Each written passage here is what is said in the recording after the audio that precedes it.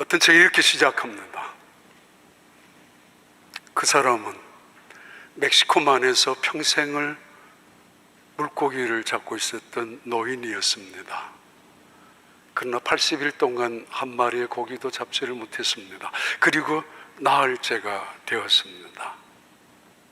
대충 대부분 알 것입니다. 누구라는 것. 노인과 바다에 나오는 산티아고의 할아버지 이야기입니다. 그 책은 그렇게 인간의 수고에 대한 실패, 허망함을 느끼게 하는 것으로 시작합니다.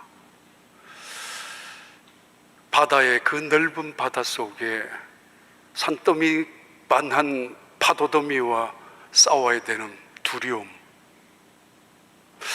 그 넓은 바다 속에 홀로 외로이, 가끔은 소년이 함께 타고 갔었지만 소년의 부모님의 강요에 의해서 배울 거 없다라고, 볼 것도 없다라고 다른 배로 옮겨 탄 이후에 이 할아버지는 훨씬 더 외롭게 그 바다에서 물고기를 혼자 잡아야만 했었습니다. 그 외로움 속에서 온 힘을 다해서, 그 파도더미 속에서 죽을 힘을 다해서 그 노인은 물고기를 잡았습니다. 그러나 남은 것은 아무것도 없습니다. 앙상한 뼈만 남은 청새치라는 큰 고기. 그러나 그 할아버지는 아무 일 없었다는 듯이 아주 당당하게 깊은 잠으로 집에 가서 빠져들어갑니다. 그리고 그 책은 끝이 납니다. 그는 이렇게 이야기합니다. 인생에서 가장 어리석은 사람은 희망을 갖고 있지 않는 사람이라고. 그것은 범죄에 가까운 것이라고 해밍웨이, 미국에서 자랑하는, 사실은 가장 탁월한, 미국에서 출신 중에서는 아주 탁월한 소설가입니다. 어네스트 해밍웨이는 그렇게 우리를 향하여 인간의 존엄성과 가치에 대하여 도전하고 있습니다. 희망을 포기하는 것은 범죄라고. 그리고 희망이란 어떤 목적을 성취했을 때 나타나는 것이 아니라, 혹은 그 목적을 위해서 중요한 것이 아니라 삶의 과정 속에서 파도더미와 싸울 때, 외로움과 싸울 때, 때로는 헛수고와 싸울 때 필요한 것이라고. 그렇습니다. 이맘때쯤이면 가끔 묻는 질문이 있습니다. 6가지 질문인데 그 중에 첫 번째 질문입니다. 여러분은 성공적인 인생을 지금까지 살아오셨다고 생각하십니까? 무엇에 성공하셨습니까?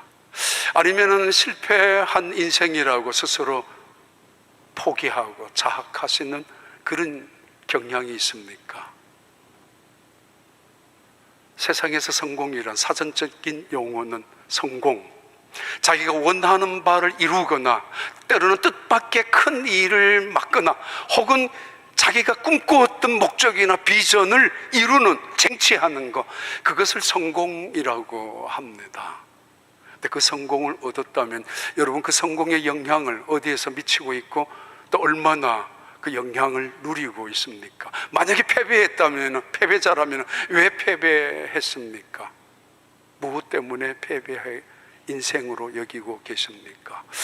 성경에서는 단 한 번도 성공이라는 단어를 사용한 적은 없지만 이 성공이라는 단어와 가장 비슷한 단어를 굳이 찾는다면 형통이라는 단어입니다. 형통. 근데 성경적인 용어의 형통은 나의 성공을 통해서 다른 사람에게 나누어 주는 것을 말합니다. 누군가에게 유익이 되고 누군가에게 힘이 되고 어딘가에 새로운 것을 만들어 나가는데 영향을 주는 것, 그것을 형통이라고 하고, 이 형통이 세상에서 말하는 성공과 가장 가까운 단어이기도 합니다. 여러분, 다른 사람에게 얼마나 유익한 삶을 살아오고 계셨습니까? 두 번째 질문입니다. 여러분 행복하십니까? 아니면 불행하십니까? 난 아무래도 가졌지만 불행한 것 같아. 행복하지 않는 것 같아. I'm not sure. I am happy. 아무리 생각해도 나는 불행한 사람 같아. 내 인생은 어쩌면 내 부모님, 어머니처럼 아버지처럼 그렇게 될는지도 몰라 스스로 굴레를 씌워가지고 살아가는 사람들도 있습니다. 행복이란 눈만 조금만 다르게 뜨기 시작하고 바라보기 시작하면은 가까이에 찾을 수 있는 것이 보여지는 것이 행복입니다.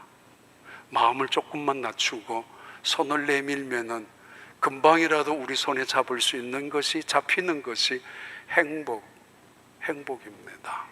칼라일은 성경적인 대답을 합니다. 우리 인간이 가지고 있는 최고의 행복이란 하나님께서 나를 부르신 소명, 콜링을 깨닫는 것이고, 그리고 더 나아가서 내가 왜 살아야 하는지, 무엇을 위하여 일해야 하는지 그 사명을 아는 사람이 가장 큰 행복한 사람이라고.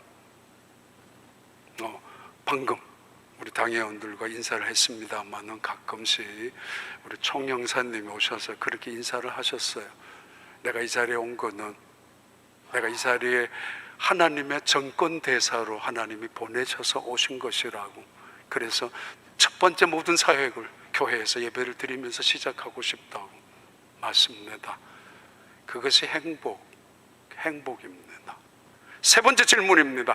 여러분, 인생을 감사하며 살아오십니까? 아니면 불평하고 살아오셨습니까? 인생을 살아오면 살아올수록 점점 감사가 많아지고 있습니까? 아니면 불만투성입니까? 어느 구석구석 인생의 고비고비 감사할 일이었습니까? 아니면 세상 탓하고 불평하고 있습니까? 테레사 그 수녀의 했는 이야기입니다.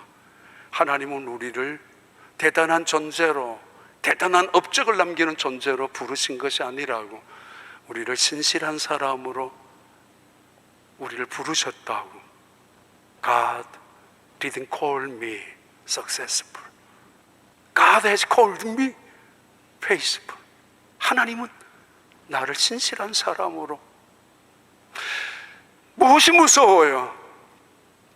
불평하는 사람이 전화 올까 봐 겁이 덜컥 나죠. 무엇이 괴로워요? 불평 많은 사람과 함께 있다는 시간이 괴롭죠.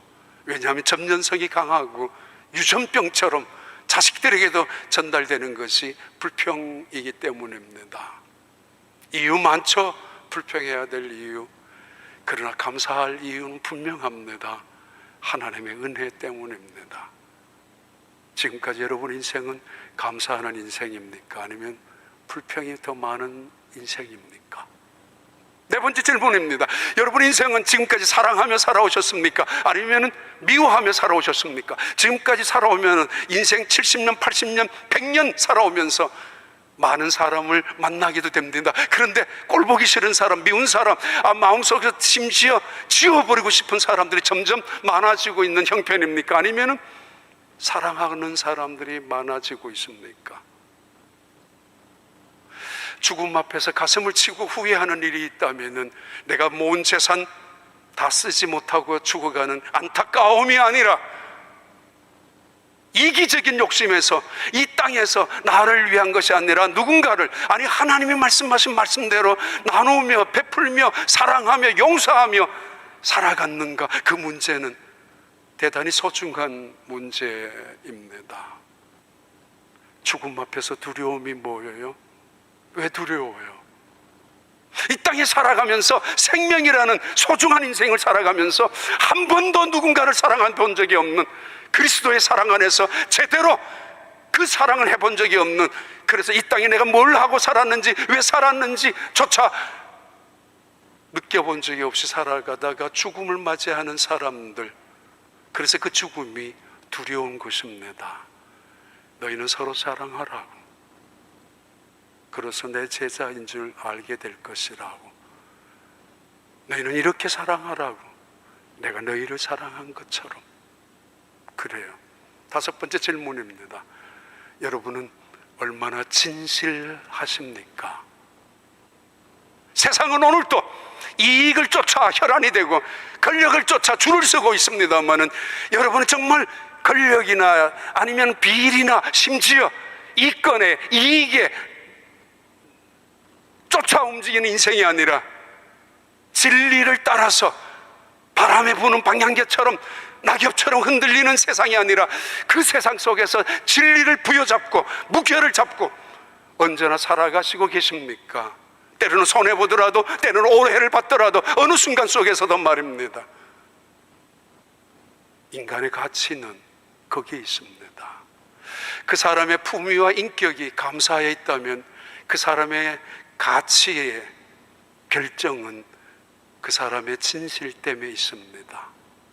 내가 누군가로부터 의심을 받고 내가 누군가로부터 불신을 당하고 있다면 그것만큼 모욕적인 인간이 삶이, 비참한 삶이 어디에 있어요? 왜 그래요? 진실의 문제 아닙니까? 내가 누군가를 의심하고 있다는 것만큼 무서운 범죄 또한 어디에 있어요?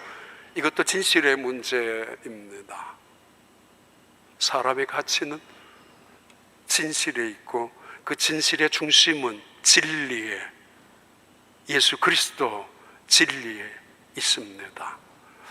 여섯 번째 질문입니다. 여러분 얼마나 믿음 안에서 변화하셨습니까? 성장하셨습니까? 성숙하셨습니까? 얼마나 오랜 세월 하나님을 믿었느냐? 그거 묻지 않습니다. 아니, 무엇을 직책을 가지고 어떤 직분을 가지고 예수님을 믿었느냐? 그것도 중요한 건 아닙니다. 얼마나 내 인생 속에서 믿음 생활 속에서 봉사하고 희생했느냐? 그것도 하나님은 관심 갖지 않습니다. 솔직히 말하면 하나님의 관심은 믿음 안에서 얼마나 변했느냐, 성숙했느냐, 달라졌느냐. 그 인생이 고난을 통해서도, 때로는 시련을 통해서도, 때로는 핍박 속에서도, 아니 심지어 성공 속에서도, 패배 속에서도 얼마나 변화했느냐. 겸손해지며 신실해지며 감사하며 행복해하며 살아가는가, 다른 사람에게 유익을 끼치고 살아갔느냐, 그 문제입니다. 이 모든 6가지 질문은 하나로 만들 수 있습니다. 당신은 은혜로운 사람입니까? 아니면은 은혜와는 상관없이 살아가는 사람입니까? 2023년 한 해 하나님의 풍성한 은혜 속에서 살아가는 어느 순간 속에도 하나님의 은혜인걸요. 다 하나님의 은혜였어요. 모든 것이 은혜입니다. 앞으로도 은혜일 것입니다.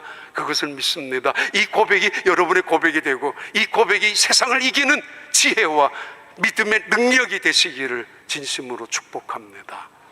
예수님이 갈릴리에 오셨습니다. 갈릴리, 원이라는 뜻이에요. 북쪽 지역이 갈릴리 바다를 중심한 마치 원을 중심해서 도시가 형성되었기 때문에 그렇게 갈릴리라고 불렀습니다. 그러나 누가복음에서는 이 갈릴리 바다를 게네사렛 호수라고 부릅니다. 비파 모양, 수금 모양처럼 구약에서 그렇게 불러왔기 때문에 누가복음에서는 게네사렛 호수로 불렀습니다. 요한복음에서 요한은 언제나 디베라라고, 디베라 호수 또는 디베라 바다라고 불렀습니다. 바로 그 디베라 바다에 예수님이 찾아오셨습니다. 왜? 제자들을 찾아오셨기 때문입니다. 잘난 제자들, 성공한 제자들 아니라 스스로가 실패한 제자라고 여기고 있는 그 제자들을 예수님은 찾아오셨습니다. 예루살렘은 그들이 생각하기에는 지긋지긋한 도성입니다. 다윗 시대 이후부터 시온성이라고 불려졌던 예루살렘, 하나님의 임재를 상징하는 거룩한 성전이 세워진, 우뚝 세워진 예루살렘, 종교의 도시, 신앙의 메카라고 하는 하나님의 임재의 영광이 나타나는 예루살렘이었지만은 제자들은 그 예루살렘을 가보고 나서 환멸에 가까웠습니다. 그들의 거짓과 그들의 위선, 종교적인 가면을 쓰고 있는 그들을 통해서 예수님이 죽고 말았고 그 예수님이 십자가 처형을 당하고 말았던 그 예루살렘의 종교인들, 거룩하다라고 자칭하는 그 제자들은 그 도시를 꼴도 보기 싫어서 도망하다시피 지금 디베라 바닷가의 고향으로 11명의 제자 중에서 7명이나 함께 내려와 있습니다. 그래서 그들은 갈릴리 바다 그곳에서 낚시, 바로 어부에 물고기를 잡고 있는 그날 밤에 예수님이 그들을 찾아오셨는데, 이상하게도 그날 밤에 제자들은 빈 그물밖에 없었습니다. 요한복음 21장 3절과 4절의 말씀입니다. 시몬 베드로가 나는 물고기 잡으러 가노라 하니 그들이 우리도 함께 가겠다 하고 나가서 배에 올랐으나 그날 밤에 아무것도 잡지 못하였더니 날이 새어갈 때에 예수께서 바닷가에 서셨으나 제자들이 예수 있은 줄 알지 못하는지라. 예수님이 디베라 바닷가, 갈릴리라고 부르는 호숫가에 오셨습니다. 제자들을 만나기 위해서. 어찌 예루살렘 도성에 있는 종교인들, 거짓 종교인들만의 문제이겠습니까? 그 기득권에 너무도 탄탄한 헤롯과 사두개파들, 대제사장과 바리새파들, 로마의 그 황제의 권력들, 그 총독 의해서 이루어지는 그 암투 속에서 결국은 희생을 당하였던 예수님, 자기들의 힘은 무력하다는 것을 느끼며 돌아왔었지만은 어찌 예루살렘의 문제이겠습니까? 그들 문제도 있었습니다. 그 제자들, 그들은 예루살렘이 부끄러웠습니다. 자기들이 부끄러웠습니다. 예수님이 고문을 당하고 신문을 당할 때 11명, 12명 그 제자들 누구도 아무도 나서서 그 예수님은 그렇게 잘못한 것이 없다라고, 그분은 절대로 잘못한 것이 없다라고 아무도 나서서 대신해서 예수님을 변호해 주는 사람 아무도 없었습니다. 예수님 기적 베풀 때만 하더라도 제자라는 이름 달고 다니면서 당당히 잘 나갔었죠. 인기 환호 있었을 때 내가 수제자라고 떠들면서 앞장서기도 했었죠. 그러나 예수님이 십자가 처형을 당하는 그때에, 예수님이 쓰러질 때에, 채찍을 맞을 때에 누구도 내가 맞겠다고, 나를 때리라고, 내가 대신 맡겼고 내가 대신 저 십자가를 지겠다고 하는 제자들 누구도 없었어요. 도망가는데 급급했고 꽁무니 빼는데 급급했었던 이 제자들, 두려움 앞에서, 죽음 앞에서 말이에요, 아무도 예수님 앞에서 나서서 내가 지켜주겠다고 아무도 없었습니다. 제자라고 따라다녔지만은 그들은 이제 업으로 돌아옵니다. 뭐 하나 제대로 이루는 것이 없습니다. 부끄러움으로 돌아왔을 것입니다. 자신들의 무력감 앞에 스스로가 우리의 힘으로는 안 된다라고, 너무도 기득권 세력이 강하다라고 시작은 했지만은, 우리가 벌여놓은 일도 있었지만 아무것도 변한 것이 없다라고 생각한 채로 돌아왔었던 제자들, 흔히 말하는 송충이는 설립을 먹어야지, 우리는 어부야, 무슨 제자야, 뭘, 우리도 역시 아무것도 할 수 없는 존재라고 하면서 갈릴리 디베라 바다로 되돌아왔었던 이 사람들, 그들을 찾기 위해서 예수님이 오셨습니다. 지난 1년 동안 우리가 살아온 인생의 모습이기도 하고, 또 우리가 이 땅에 살아가는 삶의 환경이기도 하고, 이민자의 삶이라는 어떤 특수한 환경이기도 할 것입니다. 한국을 떠나서 미국이라는 이 땅에 살아가는, 어쩌면 디베라 바다에 때로는 외롭게, 때로는 열정적으로 일하지만은, 그러나 실패한 자처럼 때로는 살아갈 수밖에 없는 사람들, 그런데 그들에게 예수님이 찾아오셨습니다. 그런데 제자들이 그 예수님을 알아보지 못하고 있습니다. 밤새 맞도록 예수님은 침묵하시면서 그들을 바라보시고 계십니다. 기도의 응답의 지체를 하나님의 거절로 오해하지 마십시오. 때로는 하나님의 침묵을 하나님의 무능력함으로 착각하지 마십시오. 하나님의 침묵과 하나님의 오래 참으심은 새로운 일을 계획하시는 놀라운 순간이고, 아니 어쩌면 하나님의 침묵은 훨씬 더 강한 메시지를 우리에게 전달해주는 순간일 수도 있습니다. 하나님의 부재가 아니라 가장 가까이에서 계시는 하나님, 지금 그 디베랴 바닷가에 지척에 계시는 예수 그리스도, 침묵하시지만은 그들에게 말씀하시고 계시지 않습니까? 미국 와서 가장 많이 듣던 이야기 중에 하나이죠. Are you okay? 사고를 당했을 때, 어려움을 당했을 때, 당황스러울 때 대부분 던져주는 이야기가 Are you okay?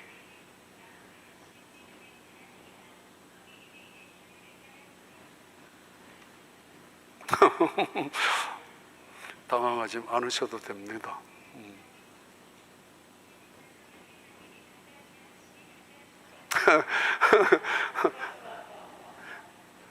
오늘 찬양도 너무 잘하셨습니다. 아주 진짜로 잘하셨습니다. 그리고 오늘 모처럼 팬데믹 이후에 그래도 자리에 그래도 앉으셔서 또 감사합니다. 하나님의 침묵은 하나님의 부재가 아닙니다. 하나님의 오래 참음도 무능력이나 거절함이 아닙니다. 혹은 당연한 것으로 여기지도 마십시오. 하나님의 침묵은 가장 가까이 계신 하나님의 임재를 상징하는 것이고, 그리고 하나님의 오래 참고 계시는 것은 마치 무능력하고 떠나간 것 같고 마치 버려진 것 같지만은 아닙니다. 그리고 당연한 것으로 여기지 마시고 오히려 때로는 눈물을 흘리며 심지어 피땀을 흘리면서까지 하나님은 우리를 보고 계시고 기다리고 계시고 참고 계십니다. 돌아오기를, 알아차리기를, 깨닫기를 기다리시는 예수님, 그날도 그렇게 기다리고 계셨습니다. 그 제자들, 솔직히 말하면 뭔가 갈릴리에서 출발할 때만 하더라도 그들은 꿈이 있었고 비전이 있었습니다.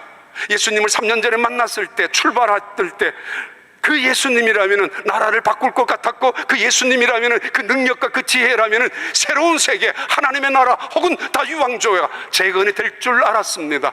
그래서 동네 사람들이 만류했고, 그래서 가족들이 붙잡았지만은 가족을 뒤로 하고, 아니 어떤 사람들은 제발 그곳에 가지 말라고 라고 했지만은 단호히 배와 그물을 던져버린 채로 예수님을 따라 나섰습니다. 그분의 천국에 선포되는 말씀 앞에서 그들은 감격했었고 흥분했었고, 예수님의 능력과 기적 앞에서 금방이라도 새로운 나라가 이루어질 줄 알았습니다. 그래서 충성했었고, 그래서 헌신했습니다. 그런데 뭐예요? 아무것도 달라진 것이 없습니다.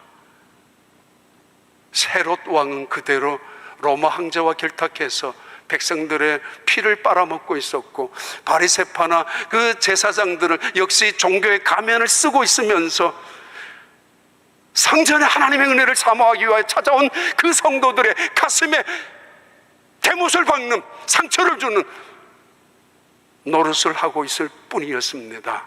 진리가 아니라 이권 다툼에 혈안이 되어 있었고, 진리가 아니라 하나님이 아니라 권력 다툼에 장난을 하고 있었던 그 시대, 아무것도 변한 것이 없었습니다. 뭐야, 우리가 그렇게 충성했고 헛수고란 말인가, 그렇게 희생했는데 달라진 것이 아무것도 없습니다.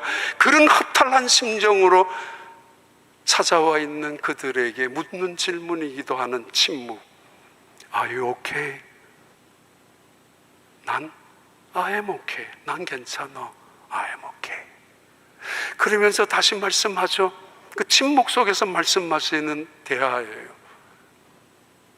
Let's start again. 다시 시작하자고. Start over. 다시 시작해. I will help you. 내가 도와줄게. 침묵 속에서 말씀하시고 계십니다. 그리고 그들을 응원하고 계십니다. 연말에 제 마음속에 참 여러 번이나 감동이 주었던 영상인데요, 별거 아니지만, 아니 별거 아닌 게 아니라 의미 깊은 영상이에요. 잠깐 봐요. 1분짜리니까.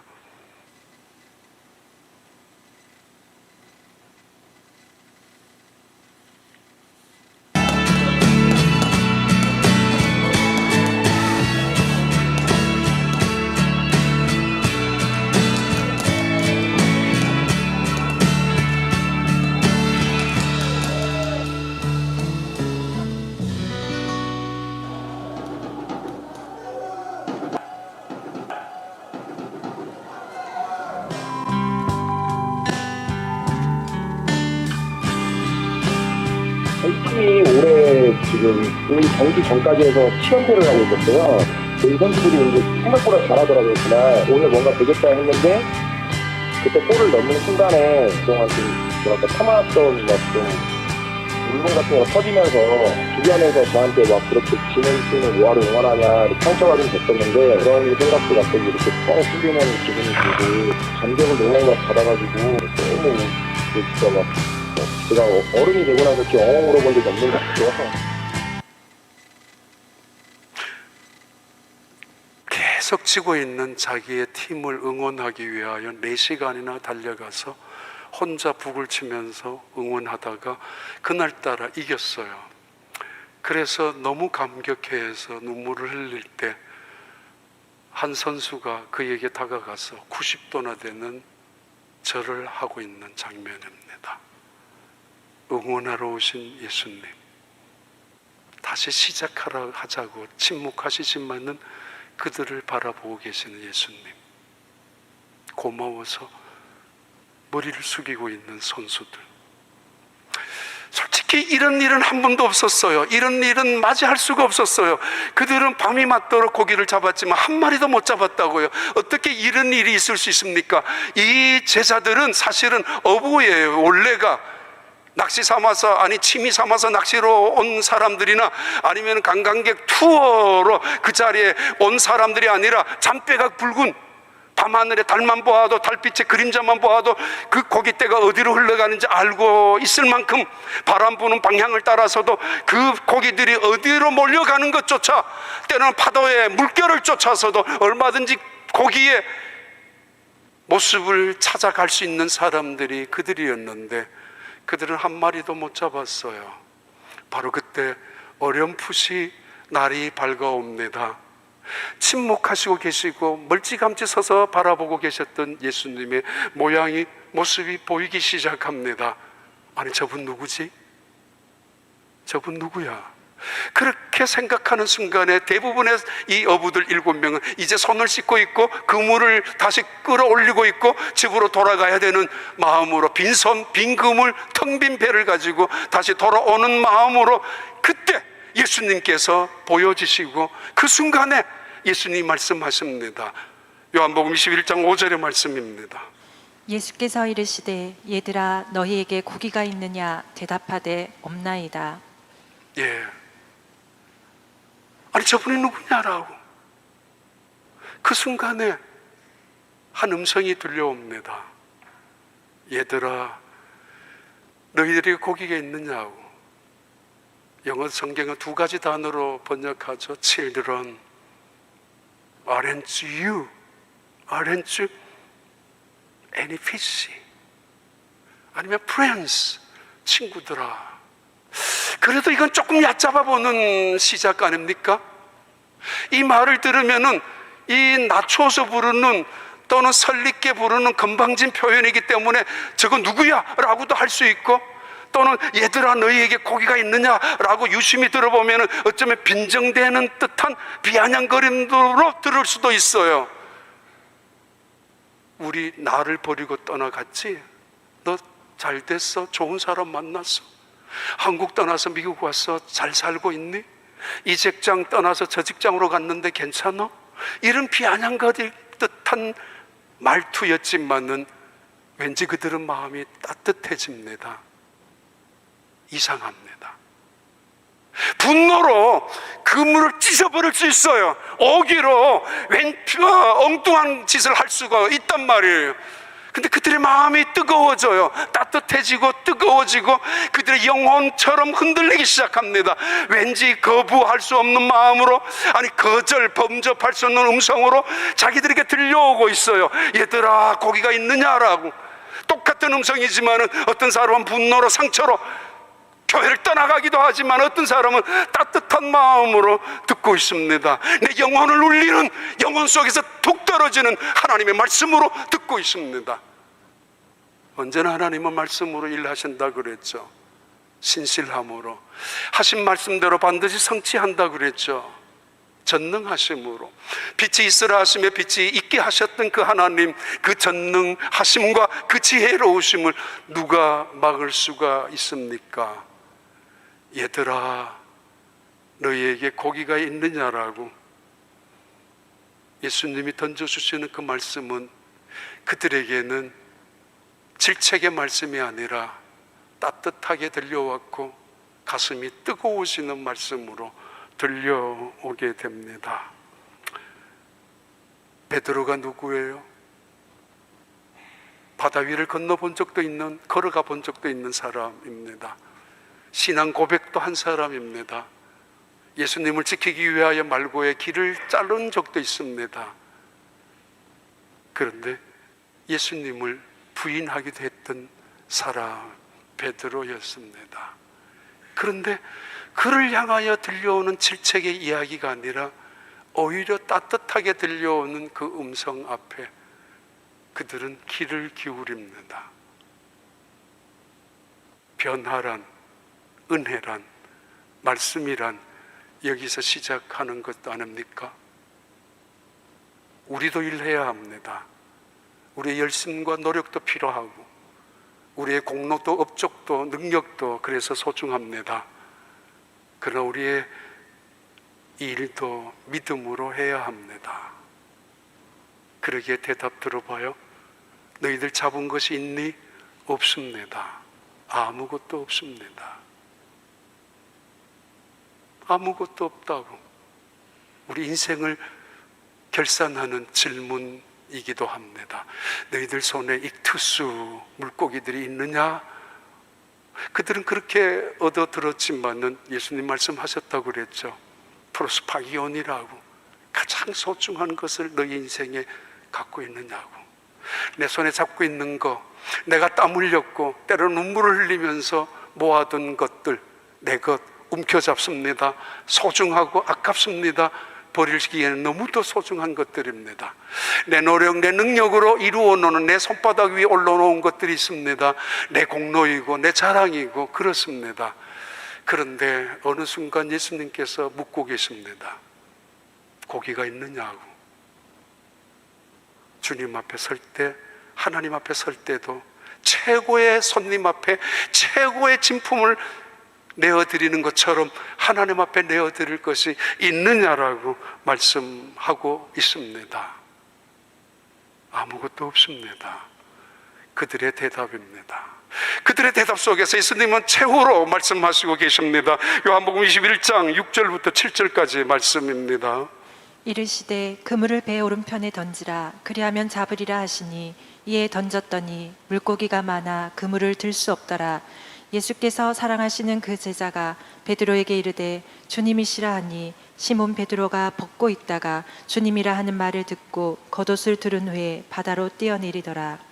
84일 동안이나 고기 한 마리 잡지 못했던 노인 산티아고. 그런데 85일째 되는 날에 큰 고기를 잡았죠. 큰 고기를 잡는 순간에 이 고기와 싸우기 시작합니다. 3일 동안이나. 결국은 3일 동안 이 고기와 싸워서 결국은 이긴 이 할아버지는 그 고기를 배에 묶어서 항구로 돌아옵니다. 그때부터 또 다른 투쟁이 시작이 되죠. 파도와 싸워야 하고, 그리고 피냄새를 맡았던 상어떼의 공격을 받기 시작합니다.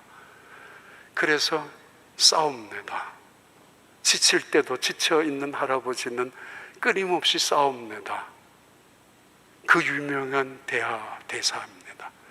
인생이란 파멸할 수는 있지만은 패배할 수는 없다라고. 인간의 존엄성과 인간의 가지는 그 가치 뭉뚱그려서 이야기하는, 도전하는 해밍웨이의 말씀이죠, 말이죠. 물리적인 힘에 의해서 우리가 파괴되고 어쩔 수 없는 힘에 의해서, 권력에 의해서 자초될 수 있겠지만, 파도돔에 의해서 아니면 세상의 환경에 의해서 꺾일 수는 있을런지 모르지만, 그러나 내 의지와 내 의욕과 내 꿈과 내 희망은 결코 꺾이지 않는다라는, 패배자는 될 수 없다라고. 그는 그 앙상한 뼈만 남았던 고기를 항구에 끌고 와서도 당당합니다. 세상을 나무라지도 않습니다. 세상을 원망하지도 않습니다. 그리고 담담히 받아들이고, 그리고 평안한 잠을 자기 시작하죠. 그 유명한 산티아고의 마지막 모습입니다. 왜요? 인생은 결과에만 있는 것이 아니라 과정에도 있기 때문에.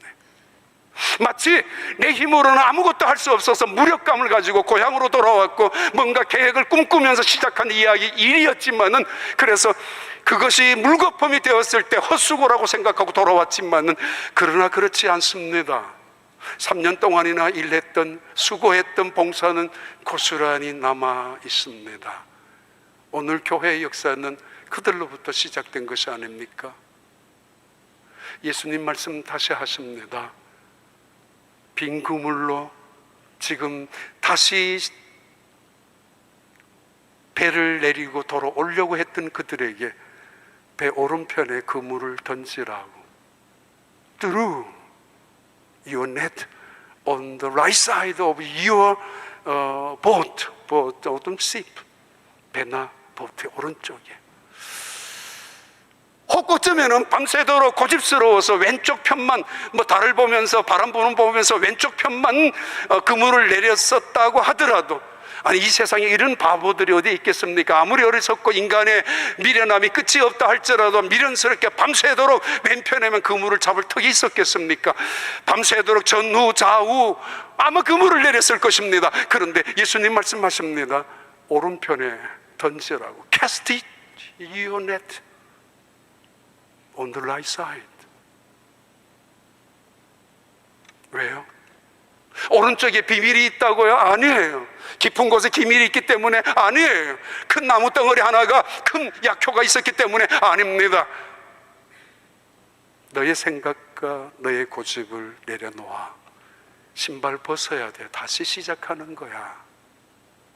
너 손에 있는 거 다 내려놓으라고. 너 공로도 내 업적으로 그거 빈손인 것밖에 없지 않느냐고 다 내려놓으라고. 이제 내 말씀을, 내 말을 들으라고. 나를 의지하고 나를 순종하라고. 우리는 하나님은 말씀으로 일하신다면 우리는 믿음으로, 우리는 순종으로 일하는 것입니다. 오른편에 그물을 내리라. 그리하면은 약속까지 주셨습니다. 이번에는 You will find some. 뭔가 얻을 것이라고. 얻게 될 것이라고. 이 말씀 뭐예요? 온 세상에 오른편 외에는 다 포기하라는 이야기죠. 하나님 외에는 다 내려놓으라는 이야기죠. 하나님 말씀 외에는 모든 것을 내어 던지라는 것입니다. 오른편에 비밀이 있는 것이 아니라 오른편은 예수님께서 말씀하시는 거예요. 오른편 그쪽에다가 어쩌면 예수님이 양손으로 모아놓은 그 물고기를 집어넣을 수도 있다는 것이고, 예수님의 능력의 말씀입니다. 지혜의 말씀이에요. 예수님께서 오른편에 그물을 내리라는 이 말씀은, 그 말씀이 이 제자들에게 툭 떨어집니다. 이 음성이 낯이 익어요.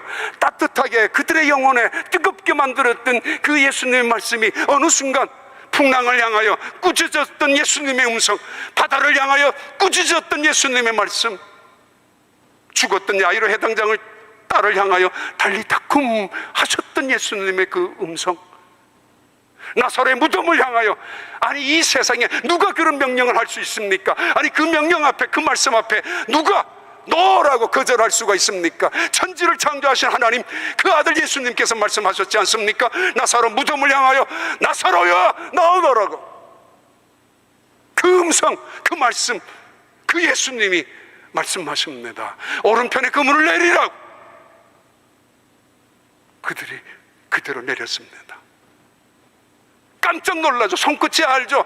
끌어올리는 그물이 처음에 3년 전만 하더라도 찢어질 만큼 많았지만 지금은 찢어지지 않을 정도로, 아니 그만큼 더 많았지만 찢어지지 않는 그물로 올렸습니다. 이건 정말 또 다른 축복이고 또 다른, 이거는 놀라운 은혜입니다. 그런데 제자들은 하나같이 물질에 관심이 없습니다. 하나같이 끌어올린 물고기에 관심이 없습니다. 저분 누구야?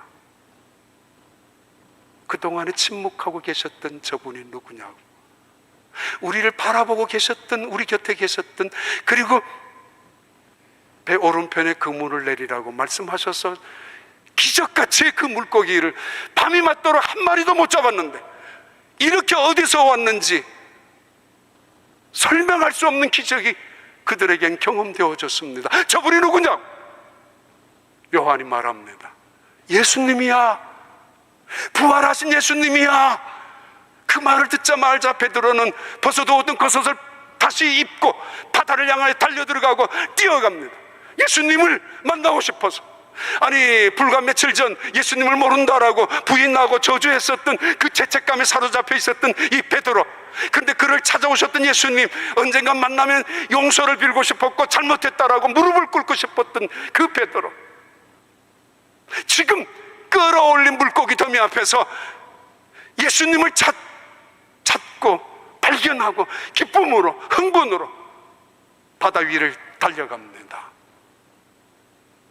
예수님을 만난 축복, 놀라운 은혜이죠.